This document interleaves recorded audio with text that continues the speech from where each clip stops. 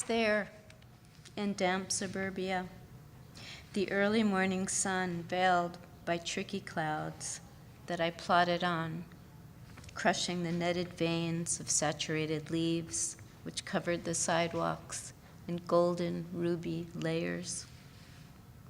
I breathed in the smell of moist earth tinged with last night's rows and rows of chimney smoke, tar oil and ash merged and suspended.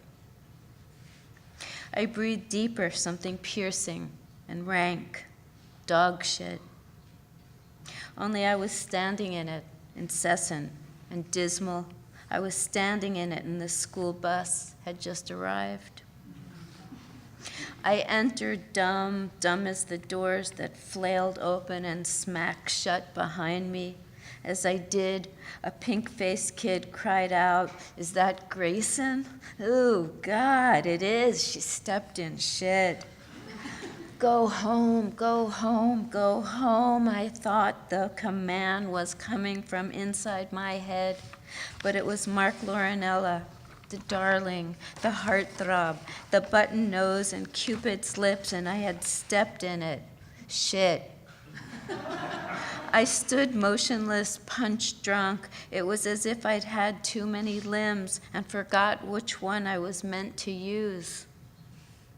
It was then the bus driver left his seat and physically ushered me out, back to the site of my betrayer, the golden ruby double-crossing pavement, every dog in the neighborhood my enemy now, as I frantically pushed down on the heels of my crap-laden all-stars, kicking like a deranged showgirl until they flew off and landing atop a blue stem shrub, its reeds splitting open upon impact. Then raced home, sweaty, angry, humiliated. Once there, I dumped the entire contents of my backpack, grabbed the fattest textbook I had, Michael Myers' 1,540-page Intro to Lit, and slammed it against the front door with an intensity so fervent, I cracked the side light, all the while hysterically reciting formulaic themes embedded in my 15-year-old brain: evil, tyranny, God, alienation, uncertainty, revenge, power, death, mother. Mother.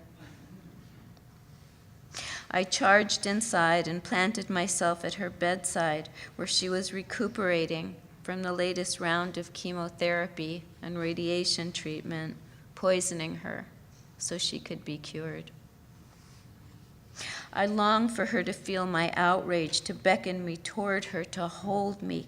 Instead, she gazed vacantly, expressionless, her eyes stony pools of mist reflecting nothing. Impetuously, I flung myself upon her, and as I did, the best dislodged from its frame. The leaden mattress drooped, half up, half down, a dire rectangle divided in two folds.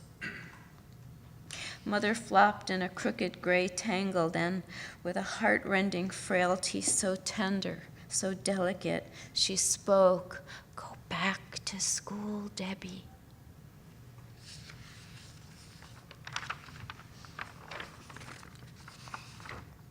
And it had never been more essential to do what she told me, to give her that control. I crawled off the wreck of bifurcated mattress, went to my room, contemplated my feet. It might have been minutes, it might have been hours. Then peeled off my sodden, shredded socks, replacing them with fresh, soft, white ones, and said, "Goodbye." School was unremarkable, save for a few Snickers and PU Debbies, which spiraled about me as I drifted, shoeless, through 5th and 6th period.